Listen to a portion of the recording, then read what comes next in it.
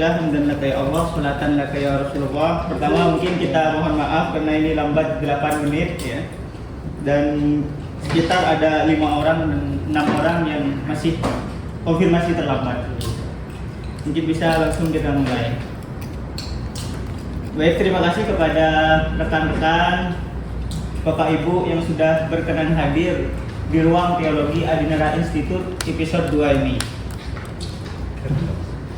Puji syukur kehadirat Allah Subhanahu wa taala yang telah memberikan rahmat dan berkahnya kepada kita semua sehingga kita bisa diberi kesempatan, waktu dan kesadaran untuk menghadiri ruang Teologi Adinara Institute ini.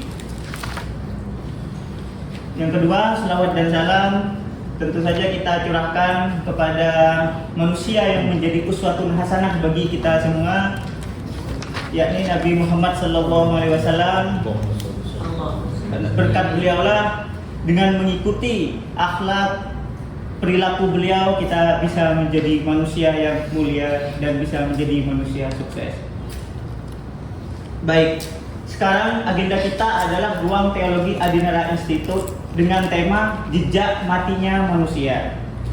Tapi sebelum dimulai, mungkin saya akan menyampaikan sedikit pengantar untuk memasuki topik utama, jejak matinya manusia. Ruang teologi, mungkin teman-teman masih belum familiar ya dengan istilah teologi. Nah, kenapa kita menamakan ini sebagai ruang teologi? Karena Adinara Institute ini memiliki statement bahwa problematika umat, khususnya umat Islam masa kini, adalah problem teologi. Nah, apa teologi? Teologi mungkin yang biasanya di pondok pesantren atau kebanyakan ulama muslim menjelaskan bahwa teologi adalah dipahami sebagai ilmu tentang Tuhan dan alam semesta. Karena biasanya mereka menggunakan istilah Arab, dan istilah Arab itu cuma dibagi menjadi 2, kholik dan makhluk. Kholik Tuhan, makhluk selain Tuhan. Jadi manusia tidak diberikan tempat khusus di situ. Oleh sebab itu, Adinara Institute ini menawarkan definisi teologi dengan perspektif baru, bahwa manusia harus memiliki tempat di situ. Sehingga dalam definisi Adinara Institute, teologi adalah ilmu tentang Tuhan dan alam semesta, di mana ruang teologi menawarkan mengenai posisi manusia. Jadi Tuhan sebagai suprasubjek, manusia sebagai subjek, dan alam semesta sebagai objek. Jadi bukan lagi Tuhan dan alam semesta, bukan, tapi Tuhan, manusia, dan alam semesta. Tuhannya sebagai suprasubjek, manusianya sebagai subjek, dan alam semesta sebagai objek. Nah, itu teologi yang definisi yang ditawarkan oleh Adinara Institute. Nah, kemarin kita sudah di episode pertama kita menjelaskan tentang manusia telah mati. Mungkin teman-teman yang belum mengikuti bisa di spoiler sedikit ntar sama Camail. Kemudian kita akan lanjut ke tema kedua, jejak matinya manusia. Yang kita bahas adalah manusia. Teologi yang kita bahas bukan tentang Tuhan, tapi tentang manusia. Ini sebenarnya bukan pemikiran baru, karena kalau dari hadis Nabi Muhammad ada menyebutkan tafakkaru fi khalqillah wala tafakkaru fi dzatillah. Sehingga definisi teologi yang tepat itu memang memikirkan bagaimana manusianya, bukan manusia bagaimana Tuhan, seperti itu.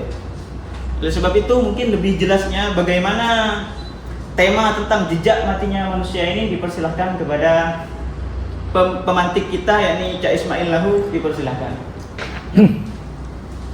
Baik, bismillahirrahmanirrahim. Assalamualaikum warahmatullahi wabarakatuh. Alhamdulillah wa syukurillah ala ni'matillah, la haula wa la quwwata illa billah. Allahumma shalli ala Muhammad wa ala sayyidina Muhammad. Rabbi shrah li sadri wa yassir amri wahlul 'uqdatam min lisani yafqahu qawli. Amin. Kawan-kawan semua, senior-senior saya juga ada senior saya ini, Mbak Mumun sama Mbak Yayu ya. Bersyukur pada Allah kita di siang ini bisa silaturahim sini di ruangan ini, dan ini adalah majelis ilmu, itu majelis yang sangat dihargai dalam Islam ya, dan itu adalah surga ya, surga di ini salah satunya majelis ilmu. Oke, jadi kita ini sharing saja, dan kita ini rata-rata aktivis. Ya, dalam diri aktivis ada tanggung jawab pada kehidupan. Seorang aktivis, seorang yang tidak hanya berpikir hidup untuk dirinya sendiri, tapi ingin berbuat untuk orang lain. Tapi sebetulnya Islam pada dasarnya, wong Islam itu ngono, khairunas anfa'unas gitu. Itu wong sing cuma urip mikir awak dhewe. Wong cuma urip mikir awak dhewe itu manusia rugi. Padha karo pohon yang tidak berguna. Gitu loh. Karena kita diciptakan oleh Allah itu untuk menjadi khairunas anfa'unas. Nah, dalam konteks inilah kita bertemu, kita mencoba untuk mencari jawaban terhadap persoalan-persoalan yang ada ini. Nah, saya dibesarkan, dididik oleh PII, ya. Dan ini Mbak Yayu juga ada HMI. Tadi pagi ada mentoring bisnis. Cuma tadi saya tanya, tadi pagi ada mentoring bisnis. Saya didik anak-anak muda untuk berusaha. Tadi. Oke. Ini sharing karena itu santai saja. Ada minuman, ada apa, nanti diakhiri dengan bakso. Gitu ya. Jadi mari kita mulai dengan Bismillahirrahmanirrahim. Next. Nah, saya kemarin nanya sama Mas siapa jenenge? Irfan, ya. Mas Irfan siapa yang berapa orang datang 27 di WA-nya. Terus saya tanya, dari 27 itu orang yang lama berapa? Orang yang peserta kemarin? Katanya 3. Bah, ini berarti 24 orang anyar. Nah, kalau aku ngomong padahal ini sesi yang kedua yang sinambung dengan kemarin. Nah, aku kalau ngomong sesi kedua itu agak bingung ini. Gitu loh, pemenang soal teologi. Karena itu mohon izin saya sedikit mengulang dari depan. Ya, supaya dulur-dulur saya semua bisa memahami. Oh, Waalaikumsalam. Monggo Pak Bagus. Nah, ini Pak Bagus ini dosen termasuk di Adinara. Apa kertasnya kurang? Ini kertas apa ini? Oh. Habis kegiatan. Iya. Nah, Pak Bagus Suminar, dosen. Oke, dan ini juga dosen UNER, dosen Perbanas. Oke, jadi saya ingin berangkat dari sebuah kesaksian. Sekali lagi saya aktivis, ya. Next, saya menyaksikan dan kebetulan saya kuliah di IAIN jurusan sejarah. Saya Fakultas Adab jurusan sejarah, gitu ya. Sebagai orang yang membaca sejarah, saya merasa bahwa zaman ini zaman hebat. Ya, mungkin Mbak Yayu, Mbak Mumun mungkin bisa ngerasa nih. Menurut saya ini zaman hebat sekali zaman ini. Gitu. Opo-opo aku bisa takak nih gini. Tapi sebaliknya, justru saya menemukan manusianya tidak hebat. Zamannya hebat, manusianya kerdil. Ya, manusia yang kalah dengan duit, manusia yang kalah dengan jabatan, manusia yang kalah dengan muka. Ya. Kemarin saya nonton film Substansi yang Demi Moore artisnya, seorang artis yang terobsesi dengan kecantikan sampai dia tidak mau jadi tua, akhirnya dia mempermak wajahnya. Salam, masuk mas. Nah, masuk. Oke. Jadi nanti bisa kawan-kawan perdebatkan sendiri, dan ini saya rasa pemantik ijazah saya berharap kawan-kawan dulu saya berpikir, dan menurut saya mohon maaf, salah satu sumber kekalahan umat Islam karena umat Islam tidak berpikir. Ya, tidak berpikir. Utak orang Islam tidak digawe. Gitu loh. Bahkan sudah contoh saja. Sering saya ungkapkan kemana-mana karena ini eksperimen temuan saya. Saya pernah satu kali mendengar lagu Joko Tingkir omong bedawat ojo dipikir garak no mumet. Ini menurut saya lagu yang bahaya untuk negeri ini. Kenapa? Karena lagu itu seakan-akan mau berpikir itu jelek.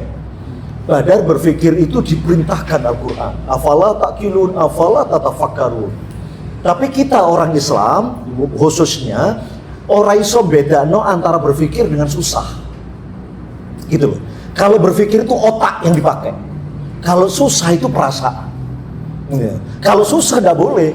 La khaufun, la tahzan, itu Al-Quran semua. Wala khaufun, wala tahzan, la yuwaswisu, ojo was-was. Tidak boleh kita. Tapi kalau berpikir harus. Gitu loh. Di Al-Quran banyak sekali ayat itu. Inna fi dzalika la ayatil liqaumin yatafakkarun. Itu perintah untuk berpikir. Dan ayat yang pertama itu juga ayat tentang berpikir, membaca. Jadi saya berharap kita menjadi generasi yang mencoba mempertanyakan, ya, kenapa Islam kalah ini? Gitu. Saya belenger Mbak Yayu, kita ini kalah terus, mau jauh PII kalah terus gitu loh itu. Belenger saya ini. Padahal bentino adzan hayya ala sholah, hayya ala falah. Mohon maaf kawan-kawan, saya tidak menemukan agama yang memanggil umatnya 5 kali sehari, memanggil umatnya untuk meraih kemenangan kecuali Islam. Mohon maaf, saya tidak menghina agama lain, sering saya ulangi juga ini. Mohon maaf kalau agama Kristen memanggil umatnya itu dengan neng, gitu, dengan bel, gitu, neng gitu ya, gereja, gitu ya. Ya itulah agama mereka. Kita tidak boleh menghina, tidak boleh. Tapi ini realita, seminggu sekali dipanggil. Gitu. Tapi kalau kita 5 kali sehari, ayo sembahyang, ayo raih kemenangan. Jeketek kita mentalnya kalah. Kawan ngamuk, pemain PII ngamuk toh pegawaiannya. Gitu, WA itu isi ngamuk toh, ngerasa di wong tok, kira-kira gitulah. Tidak berani menyalahkan dirinya sendiri. Oke. Atas dasar itulah kawan-kawan, sebagai orang yang dibesarkan di dunia aktivis, saya membaca sejarah, saya merasa bahwa zaman sekarang ini adik-adik adalah zaman hebat. Tapi sayangnya justru manusianya kerdil. WA kita hanya dipakai untuk HP kita hanya dipakai untuk WA, indikator ya, indikator. Penggunaan HP bangsa ini dibandingkan juga dengan orang Amerika sama. Ya. Kita dengan orang Jepang menggunakan HP ini sama. Tetapi orang Jepang, anak-anak Jepang atau anak-anak orang negara maju, HP ini dipakai untuk produktif. Sementara di bangsa ini HP ini dipakai tidak produktif. Ya, kalau main game bukan karena mau menciptakan game, hanya karena ya tadi. Gitu loh. Jadi sama-sama instrumen kemajuan, pemanfaatannya untuk muspro, mubadir, yang satu produktif.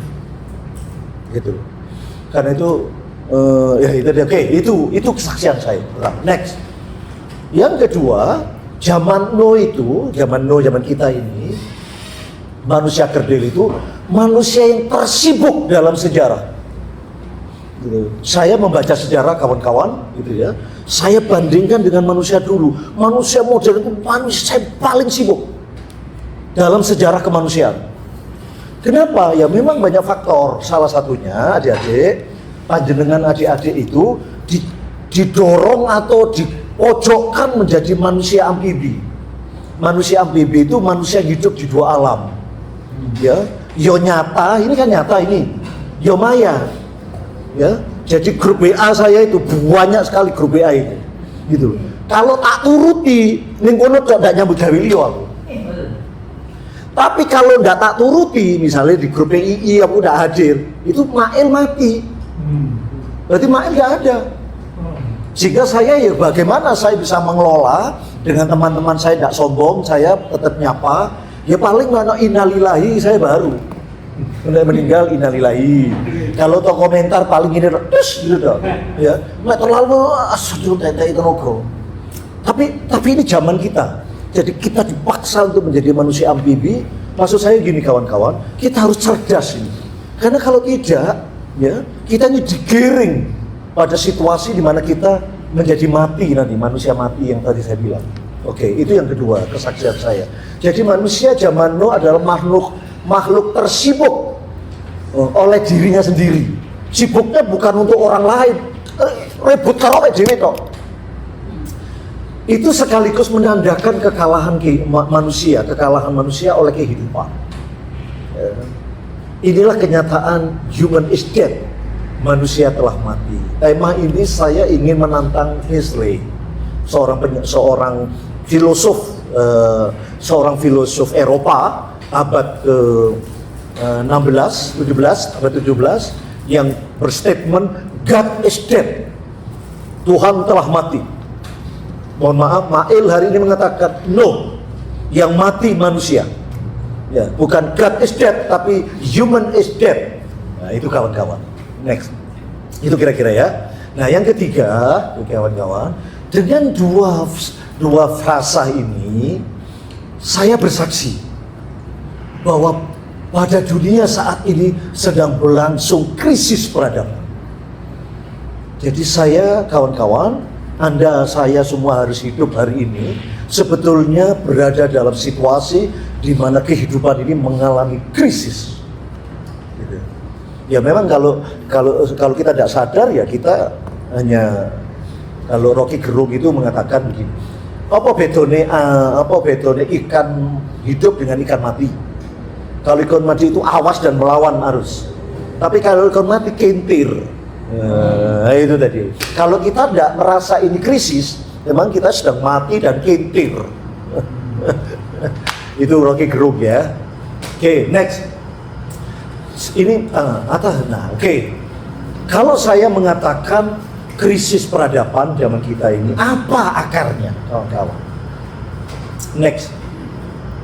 Saya melihat krisis peradaban kita itu di atas permukaan itu ekonomi. Ya, di atas permukaan itu ekonomi.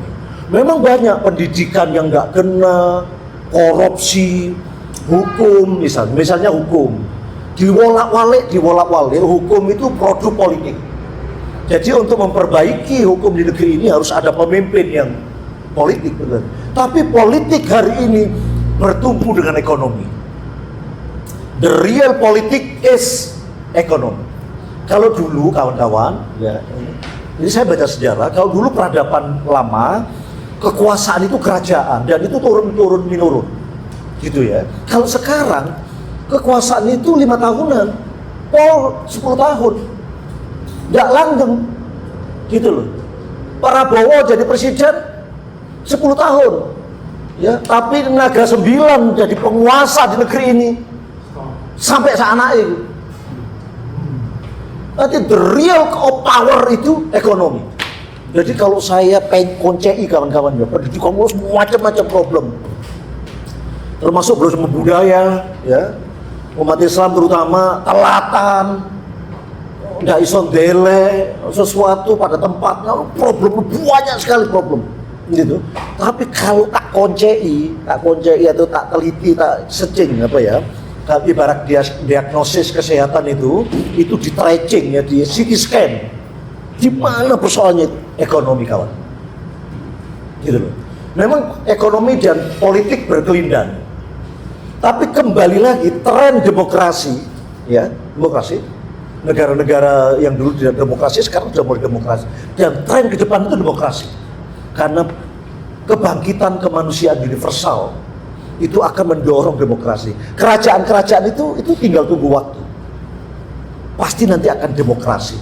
Ketika demokrasi kekuasaan bergilir, ya tadi paling tidak 5 tahun, 15 tahun lah. Ya. Tapi tadi kekuatan ekonomi karena bersifat private itu tak tergoyahkan. Bahkan dari ini kawan-kawan, kalau kawan-kawan mencermati, ya, ada fenomena di politik di dunia ini. Elon Musk, ya, tampilnya Donald Trump didukung Elon Musk. Dan Elon Musk itu sebetulnya orang yang paling berkuasa sekarang di dunia. Bahkan begini, Elon Musk itu sekarang dengan Twitternya, dengan X, itu dia pakai posting apa tuh? Tweet, wah gitu. Tweetnya itu mengusik politikus Eropa, gitu loh. Dan Elon Musk ini yang akan menggerakkan manusia. Jadi sekarang intinya gini, siapa yang tidak disukai Elon Musk? Misalnya ya, Elon Musk tidak suka karo Prabowo misalnya. Sudah dengan tweetnya tuh dia pengaruhi orang-orang tidak suka Prabowo, gitu. Akhirnya itu loh, ini dunia kita. Oke. Poinnya, tapi kita tahu ya, Elon Musk itu bukan berangkat dari politikus. Itu migrasi dari kekuatan ekonomi, kekuatan politik. Dan mohon maaf kawan-kawan, teman-teman Cina, Naga 9 itu, ini sekarang sudah pelan-pelan migrasi ke politik. Ya, PII dan dano. Imigran politik. Dano, gak dianggap. Rame ini cuma di WA grup PDW tok. Gitu loh, hanya mengumpat di ruang kosong. Mohon maaf kawan-kawan, saya rasa Anda terutama yang muda-muda ini Anda berhak. Ya, kalau saya boleh bilang saya ini sudah 61 tahun. Nah, Rasulullah kurang 2 tahun, mari ini Anda lah anak-anak muda pewarisah negeri ini. Dan Anda cuma terlena. Ini cuma sekolah pinggir jadi guru. San, anakmu San. maju jadi pejuang, gitu loh. Engkau jalan surga, gitu loh. Cuma jadi kunci di jalan surga, cari pangeran. Kau enak aman jalan surga. Urip dak tenanan, cuma golek mangan. Ya, ini mohon maaf, omongan kadang-kadang ya Surabayaan ya. Karena kadang-kadang dablek-dablek ini aku sudah diomongi sengak-sengak ngono itu. Ya. Kadang-kadang sengak-sengak aja sih. Ini masih telat terus saya, telat terus gitu loh ya. Oke, ini di atas permukaan itu ekonomi. Nah, di bawah permukaan next teologi kawan-kawan. Teologi ini agama, bukan akidah ya. Akidah bagi kita tidak ada masalah. Memang dalam sejarah Islam, umat Islam tidak pernah mengalami problem teologi. Jadi teologi itu istilah dari Eropa, dari Barat, yang dipengaruhi oleh Katolik atau Kristen. Karena memang tauhid atau kepercayaan dalam Kristen itu bermasalah, mengandung masalah. Misalnya Trinitas, Tuhan Bapa, Tuhan Anak, Tuhan Ibu itu mengusik akal sehat. Itulah yang mendorong perdebatan di antara mereka. Sebaliknya, ini hikmahnya. Karena itu orang Barat akhirnya UTE dipakai. Gitu loh. Contohnya begini Mbak Yayu. Ini Mbak Islam nih. Kenapa Ki jatuh? Mbak Islam, kuasa ning pangeran. Ya wis meneng wis, UTE gak dipakai. Apa? Saking pasrah, padahal di Al-Quran tidak. Inna fi dzalika laayatil liqaumin yatafakkarun. Tapi Barat dipikir ini, lahirlah teori F sama dengan MA, ya, teori gayanya Isaac Newton. Karena itu Isaac Newton menjadi orang nomor 2 di bawah Rasulullah. Versinya Richard Hart, 10 tokoh dunia, 100 tokoh dunia, nomor 1 itu Rasulullah Muhammad SAW, nomor 2 Isaac Newton. Karena Isaac Newton menemukan teori F sama dengan MA. Ini yang mempengaruhi Albert Einstein, MC kuadrat dan teori macam-macam lah kok. Oke. Jadi istilah teologi ini memang dalam dunia Islam sudah dikenal, gitu loh. Karena dalam dunia Islam soal akidah itu relatif jelas, gitu. Nah, tapi ini Barat. Tapi belakangan dunia Islam terpengaruh Barat. Nah, terpengaruh Barat, intinya ya sebagaimana Mas Irfan tadi bilang, itu harusnya pemahaman teologi itu akidah, dalam akidah Islam itu mempercayai Allah dan sekaligus hubungannya oleh menungso. Nah, menungso tidak dianggap. Maka itu manusia dalam agama Islam, bukan dalam, saya ngomong begini bukan dalam teksnya ya, dalam realita pemikiran adalah manusia yang terpenjara oleh agama. Gitu loh.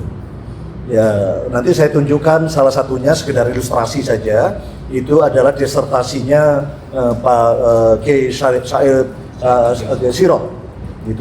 Itu disertasi di Arab Saudi, ya, disertasi yang diterjemahkan di bahasa Indonesia.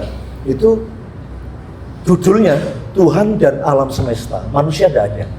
Dengan kata lain begini loh, dalam peradaban sejarah Islam, menungso itu tidak dianggap, gitu loh.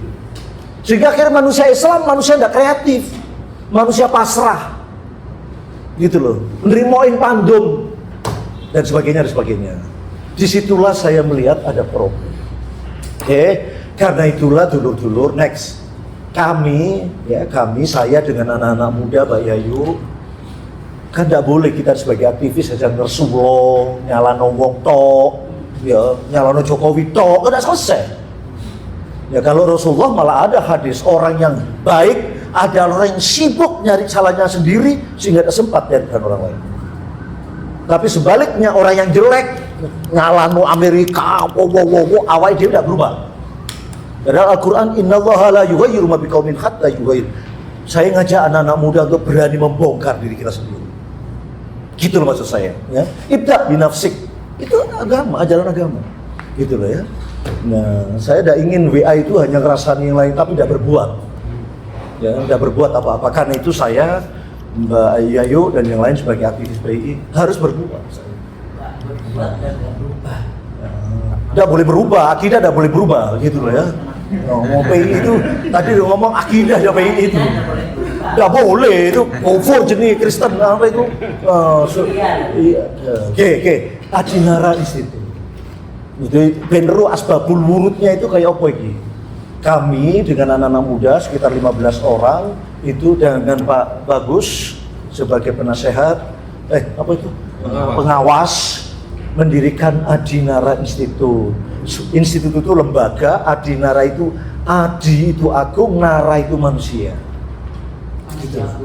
Manusia agung. Nah, sebetulnya dalam sejarah Islam gagasan ini pernah dilontarkan misalnya oleh Muhammad Iqbal dengan konsep insan kamil dan sebagainya lah. Saya supaya rada gagah dan Indonesianya Adinara, kira-kira gitulah. Next. Nah, apa program Adinara? Itu ada 2 programnya. Next, yang pertama adalah Saudagar Project. Saudagar Project itu intinya Adinara itu dorong arah-arah Islam nom-nom aktivis jadi pengusaha. Yes. Gitu. Apapun. Apanya? Latar belakangnya. Apapun. Disiplin ilmunya. Rutin.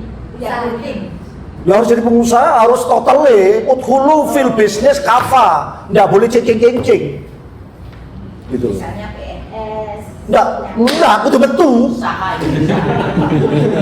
Kudu betul. Nggak lapar PNS, duitnya akan jadi pengusaha. Ya itu loh. Kalau guru nggak apa-apa. Jadi mohon maaf, bagi saya guru itu bukan profesi. Bukan, salah besar. Kenapa bukan profesi guru itu? Karena ilmu itu bukan komoditi, ilmu itu duduk dagangan. Ilmu itu karunia dari Allah yang harus disebarkan. Oke, tapi memang pertanyaan begini, tapi aku dua ilmu aku nyebarno, ini tadi. Manganku tekon ndi? Nah, ada 3 pilihan. Pilihan pertama, ya kayak ilmuwan Islam zaman dulu, saudagar. Jadi pengusaha, jadi profesinya pengusaha, hobinya termasuk dai. Dai bukan profesi. Problem negeri ini dai profesi. Nggak boleh. Jadi khotib, ono amplop, nggak boleh. Apa? Miftah apa itu? Oh iya, pemenang itu. Akhirnya ngono. Mana lo? Oke, tapi memang begini Mbak Yayu. Kalau ono wong duwe ilmu, misalnya neng gene perumahan sampai apa itu? Rewin, uripe keleleran, ya berdosalah orang serewin itu. Karena ada orang yang punya ilmu, uripe rekoso. Berdosalah negara atau pemerintah kota Sidoarjo. Itu. Tapi juga orang itu sendiri yang punya ilmu harus rekodoyo. Itu loh maksud saya. Kalau kita rujuk kepada ilmuwan muslim dulu, itu pengusaha. Karena kalau dia dibayari negara, nggak bisa ngomong kul haqqa wala kana muron. Itu loh, wedi. Nah, ini yang tersandra. Gitu loh. Itu harusnya jadi orang merdeka. Kul haqqa wala kana muron. Karena aku di dagangan. Ngono. Jadi basis ekonomi, karena itu jihad bi amwalikum. Baru anfusikum. Itu Al-Qur'an. Oke, karena itu ini memang agenda besar. Mohon maaf ya. Adinara Institute programnya adalah dorong arek-arek Islam sing nom-nom jadi pengusaha. Ya. Awakmu kuliah itu, ado-ado itu jadi jongos itu bujui rondo. Wes terang-terangan Surabaya ya aku. Tapi boleh loh ya, neng UNER tapi jadi masalah Mbak. Gitu loh ya. Apalagi aktivis. Aktivis itu harus orang merdeka. Gitu loh ya. Ya monggo Mbak. Karena itu pagi ini tadi kawan-kawan, itu ada kelas bisnis di sini. Nah, next. Nah, programnya ini kelas bisnis Mbak ya. Ini tak kok iki ketua PI. Mau jadi apa pengusaha, oke. Ngono. Itu loh. Kalau enggak, mohon maaf dulu. Mohon maaf saya sudah inilah berselancar kemana-mana lah. kalau umat Islam tidak menguasai ekonomi negeri, tidak dianggap. Gitu loh. Wes lah. Tak tunjukkan. Apa buktinya? Coba sampean secing dah. Ya, berapa APBN-nya Pak Jokowi kemarin atau Pak Anies sekarang lah, APBN itu. Coba sampean lihat struktur APBN. Ngerti APBN ya? Lihat strukturnya. Kalau tidak salah APBN tahun ini itu 3.600 kalau tidak salah. Coba lihat. 3.000 triliun. Ya. Saya baru kemarin melihat kerugian kebakaran di Amerika.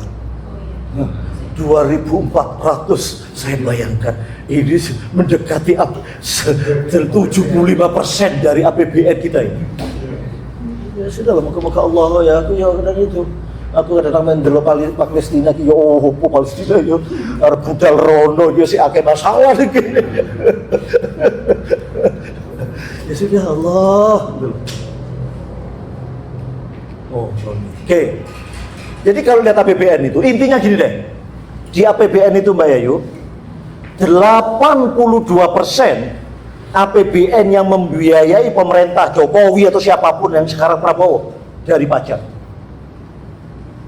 82%. Karena itu sekarang pajak dioyak-oyak. Oke. Pertanyaannya, pajak itu dari mana? Ya. Ya betul dari rakyat, tapi siapa sih ngumpul no? Nah, itu Cino. Cino. Gitu loh. Sampai yang tuku iki 11% BPN-nya, BPH, terus macam-macam iki. Saya di perumahan saya ini itu kira-kira 27% itu pajak. Batiku mungkin 15%, 20%. Jadi aku sih ngoyong ini kejian negara, GPA, gitu loh. Oke. Maka dari itu kawan-kawan, ini tolong disadari lah. Gitu loh, terus masih nom-nom ini. Jadi pengusaha itu enak mas. Gitu loh. Kuncinya dua ilmu. Aku lagi jongkrok lu gitu jadi pengusaha itu. Apa dodolan bakso? Enggak apa-apa. Tapi juragan bakso dodolan dewe dudu. S2 iku mau dodolan bakso mau ilmu ngawur ya gitu loh ya. Tidak. Oke. Jadi poinnya kawan-kawan, kalau kita umat Islam tidak menguasai ekonomi, berarti kita tidak penentu. Enggak dianggap, Besta. Dipikir umat Islam itu dianggap oleh penguasa. Enggak. Gitu loh. Ya itu akhirnya karena udah dianggap, ya rasan-rasan yang grup WA dewe-dewe gitu. Kata wocok. Kata emosi ya, langsung hapus. Ya kadang-kadang tukaran kan dulu dewe. Gitu loh. Ini Mbak Mumun menyaksikan itu kadang-kadang itu tukaran dewe gara-gara politik. Ono sing PBB, ono sing jual loh sudah. Oke. Dalam barisan Pak Musa. Oke, karena itu mohon maaf dulur-dulur ya. Mohon doa. Gitu loh. Kelas bisnis. Jadi kami dengan industri penerbangan ini dorong anak-anak muda untuk jadi pengusaha. Ya. Pilihan aku jauh. Ya karena itu ya muslimat KBPI. Apa mana PI ijazahnya IAIN. Ini ijazah IAIN. Enggak payu ijazahmu. Ya, sekarang gitu loh. Terang-terangan aja saya. Jadi pengusaha. Iya. Bener. Ayo coba ijazahmu gawe ngelamar. Paling didireburi awakmu.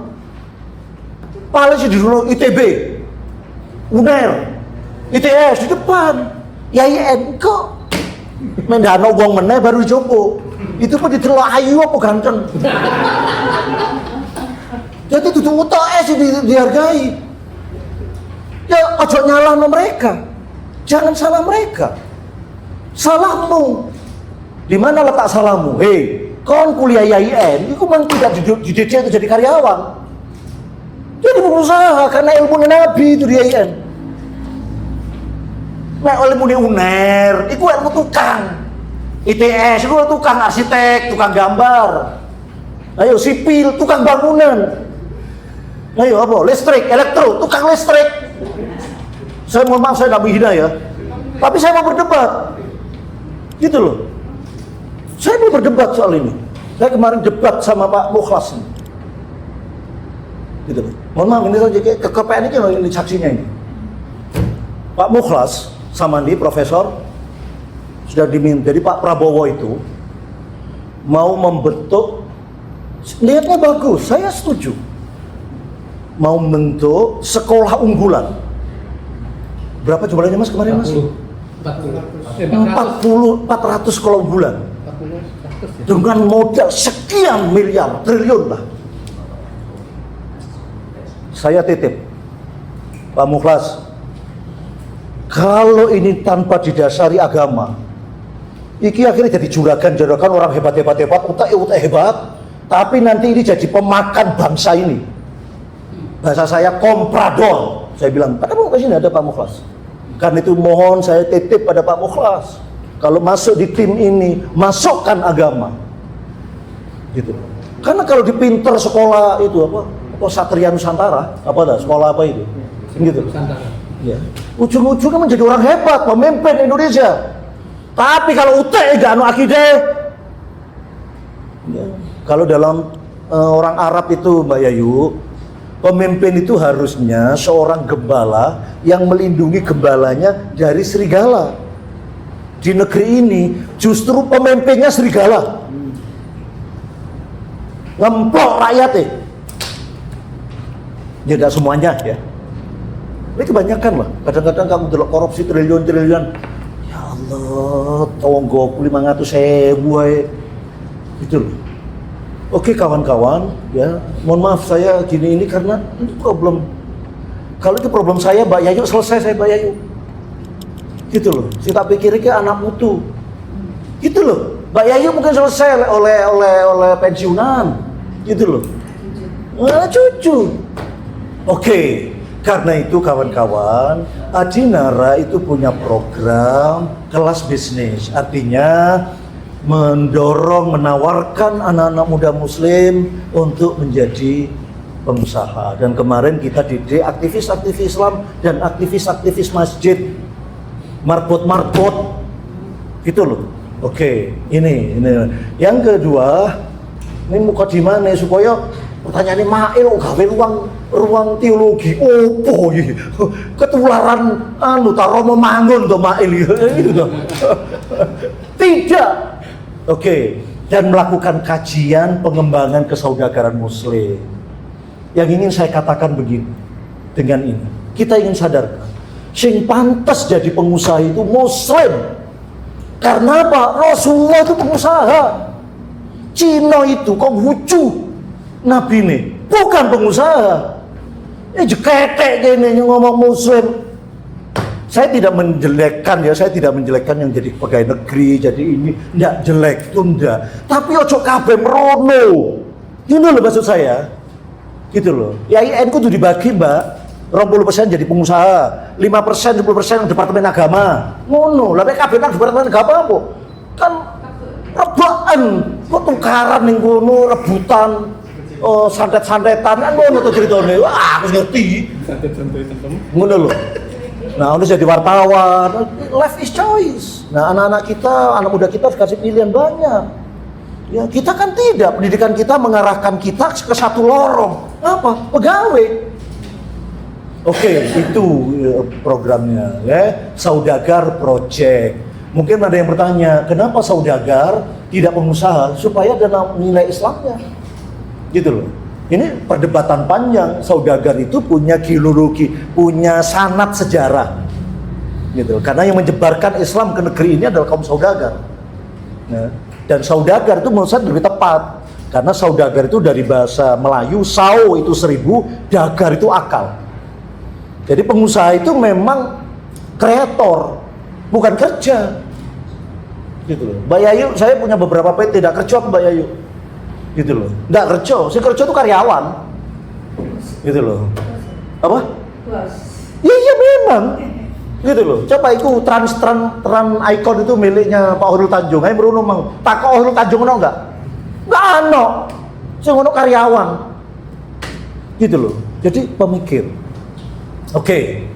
Nah, saya tidak suka bisnismen itu base dari kata base. Nah, gitu. Misalnya.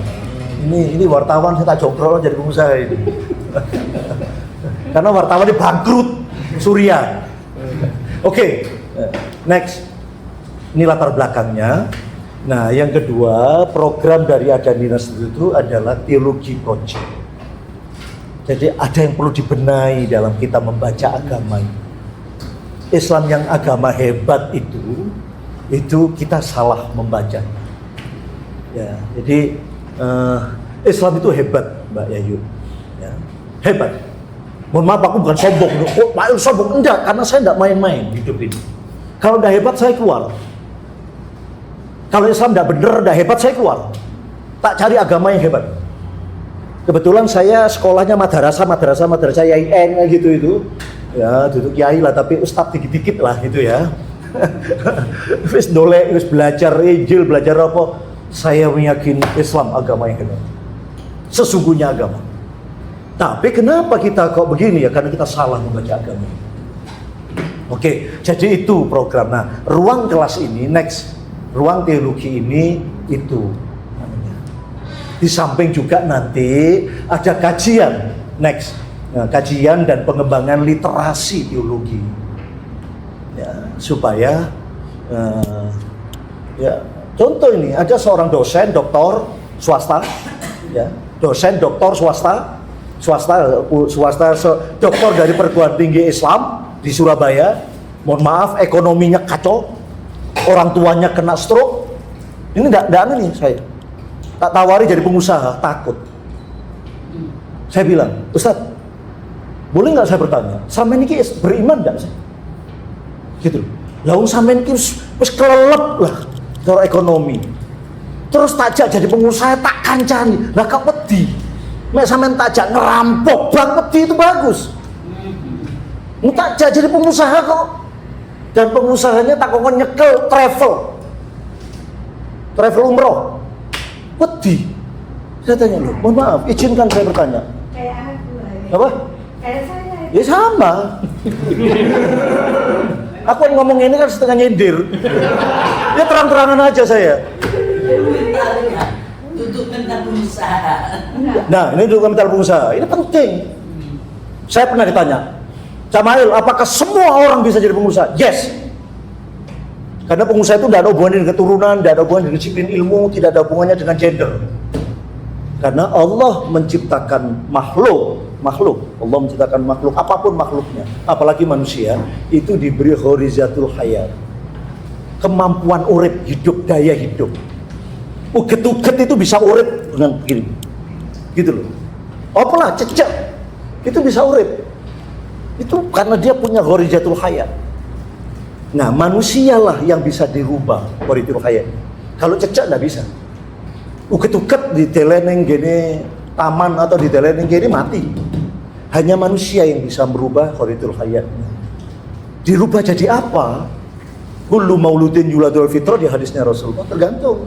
Nah, kebanyakan kita pribumi muslim di negeri ini dirubah, dicetak jadi karyawan oleh sekolah, oleh rumah tangga, keluarga kita, oleh lingkungan kita. Teman-teman Chinese, Tionghoa itu memang didesain jadi pengusaha. Oke, jadi mohon maaf Mbak Yayu, gitu. Semua orang jadi pengusaha. Oke. Indeks itu, jadi itulah programnya kawan-kawan. Nah, untuk itu Nyun Sewu ini kita punya kelas teologi. Oke. Nah, yang pertama kemarin ya, kita akan bicara manusia, gitu loh. Jadi teologi Islam, ilmu akidah di dalam Islam, dalam literatur itu lebih banyak bicara tentang Tuhan, Allah. Ya, Allah itu maha ini, sebenarnya udah jelas. Allahu Somad, Allah udah jelas. Termasuk Asmaul Husna, 99 nama Allah itu. Yang lupa bicara manusia. Karena itu ruang teologi akan membaca nanti siapa manusia itu. Gitu, oke? Nah itu, ini kritik. Saya ingin mencoba kritik pertama dengan tema manusia telah mati. Ini yang pertama, kemarin Bapak Kuncar gitu ya. Nah ini maunya kemarin itu yang datang Mas Mul, datang ada beberapa ini. Makanya ketika saya tanya ke Mas Irfan, Mas Mul, sing teko telu cak sih. Waduh, iki aku langsung ke sesi kedua. Kan bengong ini daru asbabul urutnya, gitu loh ya. Nah, akhirnya saya coba ini. Nah, ini memang pertemuan pertama, edisi pertama ini kemarin tidak tuntas.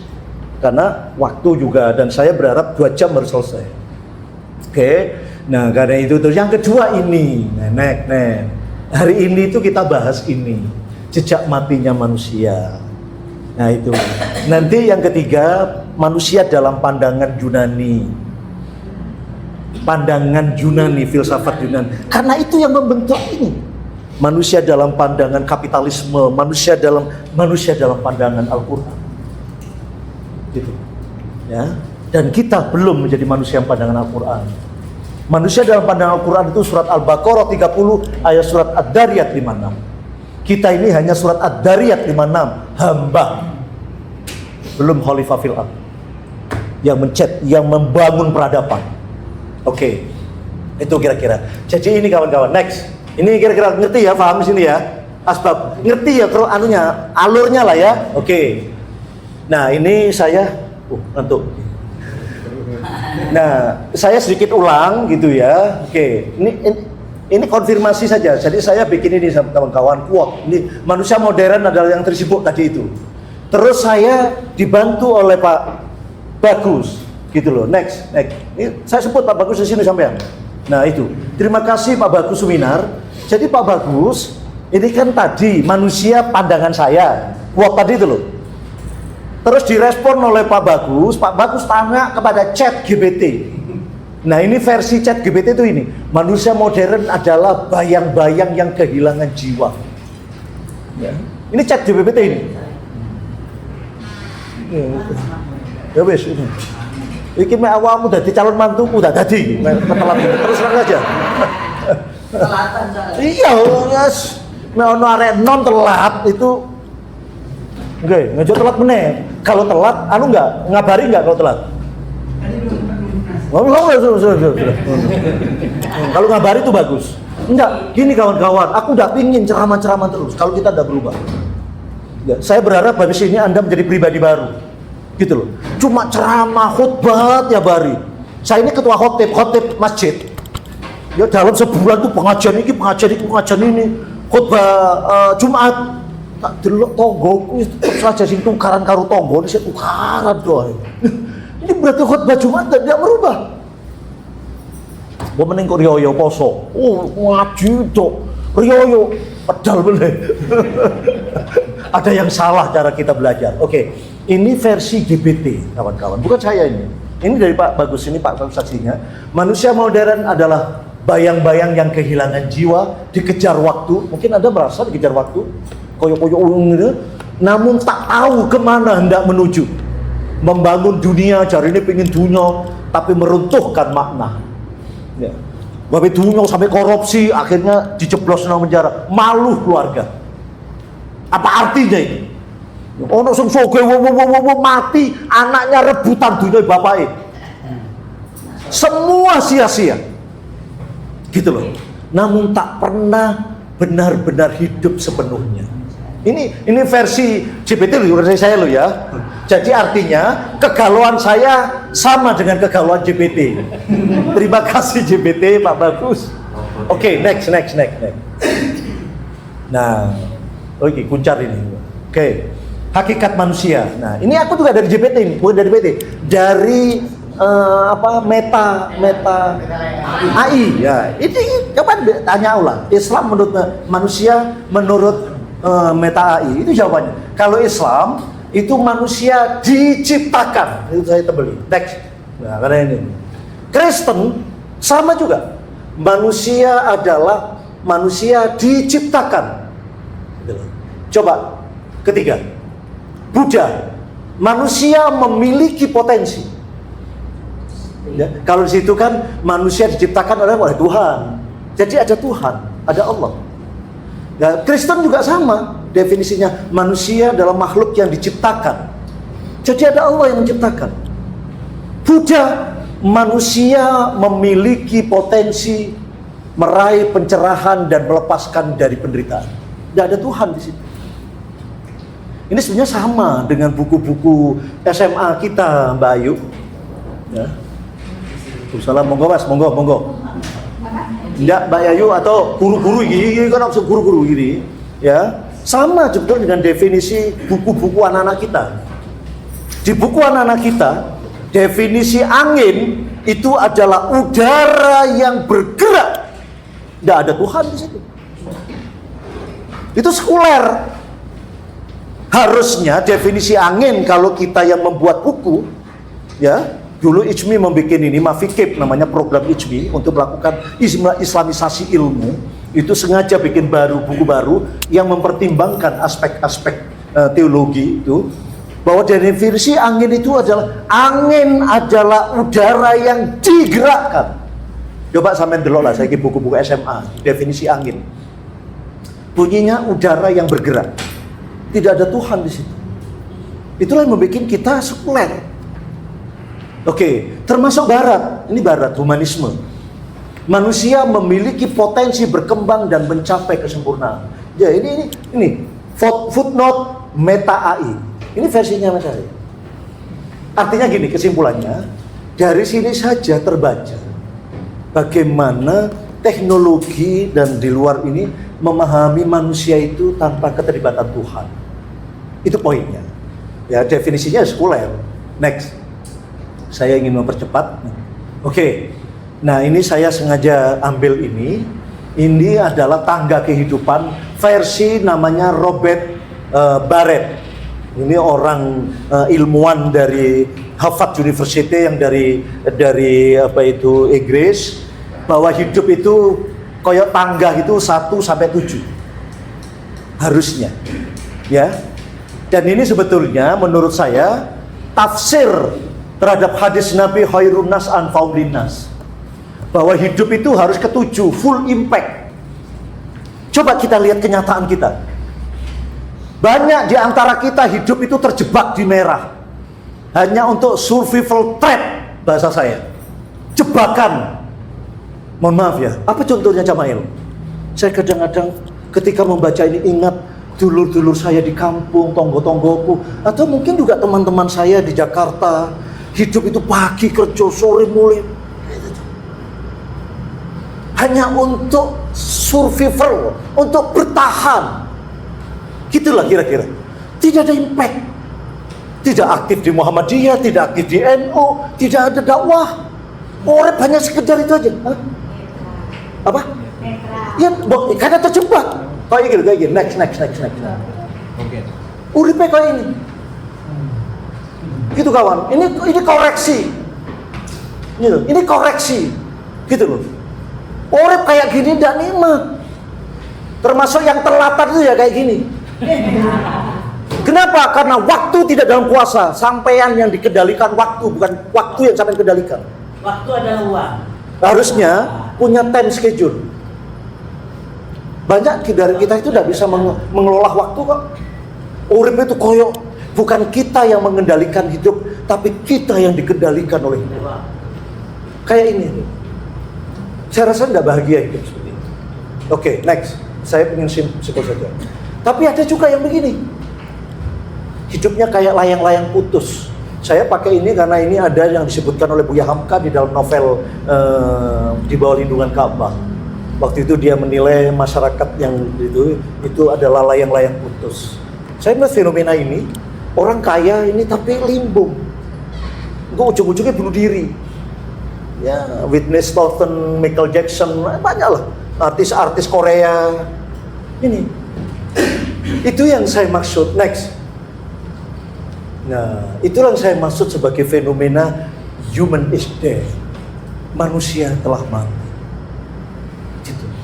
Artinya manusia dalam pengertian teologi, bukan manusia dalam pengertian biologi atau fisik. Kalau fisik ya urip kabeh iki urip iki, nanti mati iki. Tapi hakikatnya dalam teologi Islam, manusia itu manusia mati. Ya, manusia hanya fisik, rohnya tidak. Gitu. Oke, itu yang saya maksud. Next. Nah, apa human is dead, fenomena human is dead itu? Kematian moral. Ya. Artinya koruptor. Itu bagaimana nyerakai orang? Kemarin bukannya koruptor kelas bawah. Kemarin di grup itu kan ini, ning Madura apa itu penyeberangan itu? Nah, terus ono wong masang Tali. Saya mikir gimana manusia apa ini? Kan mencelakai orang. Apa pantas disebut manusia? Gitu loh. Bukan membahagiakan, menebarkan cinta. Sebagaimana salam tuh assalamualaikum atau salam. Salat itu salam, menebarkan. Bukan itu. Itu malah membuat celaka kehidupan orang lain. Itu yang saya maksud sebagai kematian manusia modern karena moralnya sudah mati. Kalau bisnis tidak jujur, gitu, pejabat korup, kalau kecil ya tadi melukai orang, mencuri orang, kadang-kadang menyiksa dan sebagainya. Oke, itu next. Disorientasi hidup, disorientasi itu tidak punya tujuan hidup yang jelas. Urip mangan. Mohon maaf dulur-dulur, mohon maaf kawan-kawan, mohon maaf. Ini sering saya mendidik sendiri saya. Kalau kamu nyambut gaweku tujuannya dolek mangan, kamu tidak pantas sebagai manusia.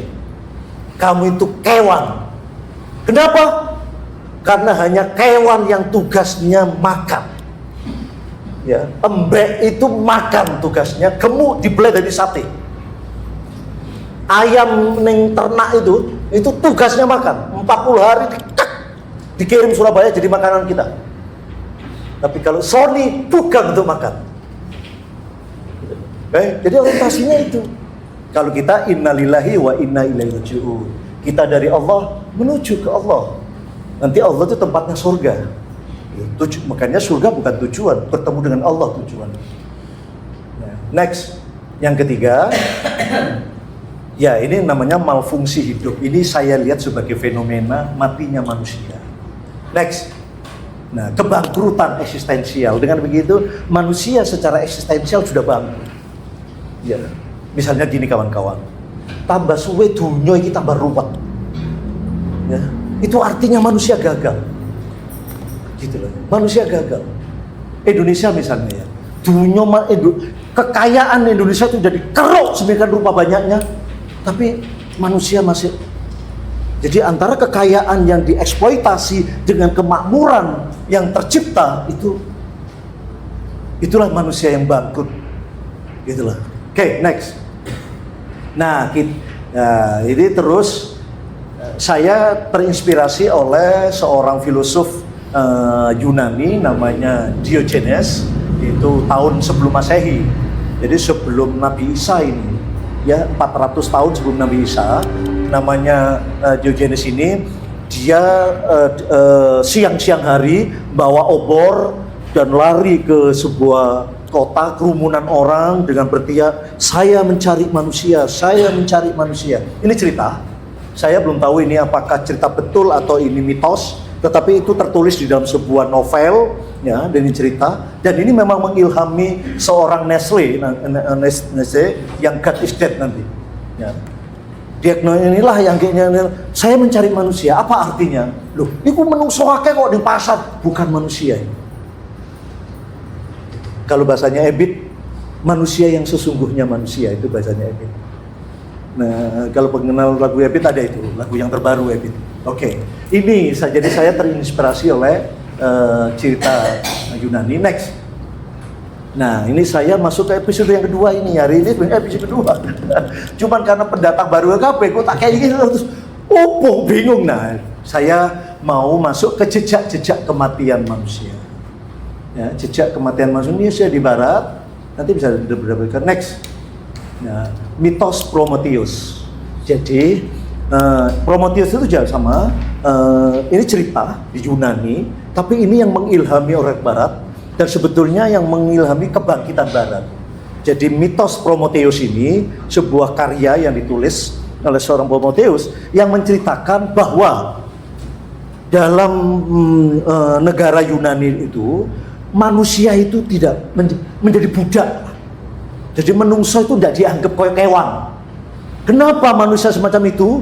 Nah, seorang Prometheus melihat ini gara-gara Zeus. Zeus itu Tuhan paling besar di dalam mitologi Yunani, itu yang mengendalikan manusia.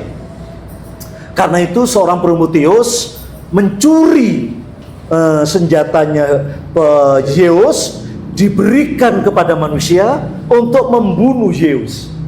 Dengan kata lain beginilah ceritanya. Ini ilham dari Barat. Jadi orang Barat pada waktu itu, kenapa orang Barat ini kok enggak maju, kok enggak ini? Ini goro-goro Kristen, goro-goro gereja, mohon maaf, goro-goro gereja yang sok mewakili Tuhan dan ngomong. Nah itu cerita Galileo kan gitu, cerita Galileo dan gitu. Nah ini, akhirnya ada seorang pemikir-pemikir, ini nggak mungkin Eropa maju kalau dalam penguasaan orang gereja. Yang gereja ini ortodok, otoriter dan sebagainya. Nah, artinya gereja itu simbol Tuhan. Karena itulah seorang filosof namanya Sartre, itu yang akhirnya mendeklarkan, mari kita bunuh Tuhan. Gitu loh. God is dead. Itu artinya, mari kita kubur gereja, mari kita tinggalkan gereja. Gitu loh. Dan dia melakukan gerakan Renaissance. Inilah yang lahirnya teknologi Eropa yang membuat Eropa maju. Nah, tapi kembali lagi, majunya Eropa dengan meninggalkan Tuhan. Tentu ini bukan pilihan bagi kita. Gitu loh ya, bukan pilihan. Gitu loh. Ini itu tadi. Itu jejak kematian di Barat itu. Sejak itulah koyok-koyok, makanya lahir teori humanisme, aliran humanisme. Aliran humanisme itu suatu aliran filsafat yang menempatkan manusia sebagai penguasa puncak. Karenanya Tuhan tidak ada. Gitu loh. Syariat-syariat itu disingkirkan kabeh. Gitu loh. Ya memang dalam pengalaman Eropa memang benar agama mengekang. Gitu loh. Tapi dalam pengalaman Islam tidak. Itu munculnya sosialis Ya ya. sosialis, ya kapitalis ya gitu. Itu di Barat. Gitu loh. Jadi apapun memang Barat itu didorong oleh ini. Walaupun satu saja kelemahan Barat, dia mengabaikan Allah, Tuhan. Tapi apapun dia maju. Gitu loh, teknologi dari dia. Mohon maaf, kita harus jujur kok. Kita berterima kasih pada Thomas Edison kok. Kita harus berterima kasih. Ojo sok kita. Hari ini kita harus berterima kasih dengan Thomas Edison. Karena Thomas Edison lah yang menciptakan listrik. Walaupun Thomas Edison juga berterima kasih kepada Al-Kindi, terhadap Al-Khwarizmi, gitu loh. Tapi kita kan tidak boleh apologi. Kalau Al-Khwarizmi sudah membuat sejarah, ya. Bagaimana Ma'il? Bagaimana Bagus? Bagaimana Kuncan? Bagaimana Hamid? Gitu loh maksud saya. Jadi tokoh-tokoh kita dulu sudah berbuat. Apa yang kita berbuat? Gitulah, oke? Jadi itu mitos Prometheus. Saya berharap teman-teman juga. Terus humanisme dan sekularisasi Barat itu matinya manusia. Ya, manusia menjadi dewa. Dan hari ini kawan-kawan, Elon Musk ini ya sudah kayak Namrud. Ya, kalau kita dalam sejarah Islam itu ada Namrud. Namrud itu untuk melawan Ibrahim. Mana ya Ibrahim Tuhanmu? Ya, saya bikin di atas sana, dia bikin menara besar, mau memanah Tuhan katanya gitu. Nah, Elon Musk, ya saya berharap Elon Musk masuk Islam ya. Saya tidak tahu, mungkin Pak Bagus ini yang mengislamkan Elon Musk. Tapi saya pikir memang begitu kawan-kawan. Kita tidak boleh benci sama Elon Musk. Mohon maaf gini ya. Kalau saya malah kasihan sama Elon Musk. Saya kasihan sama teman-teman Chinese yang kaya-kaya. Boleh jadi dia kaya, tapi dalam pandangan saya dia tidak masuk surga. Jadi sebenarnya saya kasihan sama Elon Musk, itu saya kasihan. Nah, bentuk sayang kita, kasihan kita harus kita Islamkan. Gitu loh. Jadi kita harus confident. Karena dasar confident itu ngamuk terus. Kita harus confident. Islam itu ya Allah wala yula alaih. Islam itu agama the best. Gitu. Ya. Oke, humanisme dan sekularisme Barat itu yang menjadi bagian dari jejak kematian manusia. Human is dead. Next. Nah, ini bias positivisme. Jadi kalau mohon maaf kawan-kawan ya, karena ini teologi, memang teologi itu filsafat ketuhanan kalau di Barat. Jadi memang pendekatan Tuhan, ya apa? Pendekatan filsafat, pendekatan pemikiran, pakai pikiran kayak utek. Karena itu mohon maaf, kajian ini ngajak sampai mikir. Tapi agak susah. Itu yang beritakan Al-Quran, afala ta'qilun afala tafakkarun gitu loh. Oke, bias positivisme ini salah satu jejak ya. Positivisme itu yang digagas oleh Auguste Comte. Positivisme itu ya gini loh. Ya, sesuatu itu real kalau ketok moto. Akhirnya melahirkan empirisme. Maka itu anak-anak muda sekarang, mohon maaf ini saya lihat gejala Mbak Yayu, arek nom-nom saiki ya Bayu. Aku menangani banyak anak muda, tidak mau kawin. Kenapa? Kenapa Mbak Mumun? Alasannya? Ya tadi, aku gajiku sak ini. Aku nek kawin kok duwe anak tak cukup. Jadi di otak anak-anak kita memahami koyok-koyok dalam hidup ini tidak ada Allah. Hanya pakai matematika. Saya jual perumahan, saya bilang beli rumah, gitu loh. Mendak kuat tak baleno. Karena filosofi beli rumah itu kudu nekat. Kalau tidak nekat, survei Tempo, Kompas membuat survei, anak kota tidak bisa beli rumah. Mbak, kalau sampean gajinya UMR, Mbak, tidak ini 1 koma, Mbak. Gitu loh. Dan anak kita mungkin gajinya UMR. UMR berapa? 4.300.000. Kayak biaya hidup wedak dan tidak cukup. Ya biar tidak ada pulsa, sekarang ada pulsa. Gitu loh. Ada wedak saja tidak cukup, wedak FIFA, wedak waduh wis. Ada pengaruh macam-macam. Jadi hidup semakin mahal. Gitu loh. Ini kapitalisme memang begitu. Gitu loh. Jadi kita hanya dipakai untuk ayam. Kita ini seperti ayam. Ya, dicucu, dibeleh. Beban Anda pegawai. Kalau sudah 57 atau 58, sekarang 59. Kalau sudah 58, dianggap tidak produktif. Ya sudah, tinggal mati you. Gitu loh. Itu cara berpikir kapitalisme. Gitu loh. Nah ini karena positivisme. Jadi hidup itu hanya dilihat singkat motor. Nah termasuk sekarang Tuhan. Ini ada banyak gejala ini ateisme di anak-anak muda sekarang. Karena logika, memang kayak pakai logika, kayak bener. Mana Tuhan? Nggak ada Tuhan. Gitu loh. Ya karena itu ini bagian dari matinya manusia.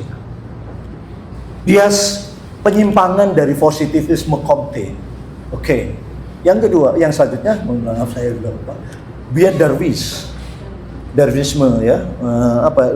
Namanya Darwinisme apa lagi? Evolusi. Apa? Evolusi ya, teori evolusi. Namanya Darwinisme. Charles Darwin.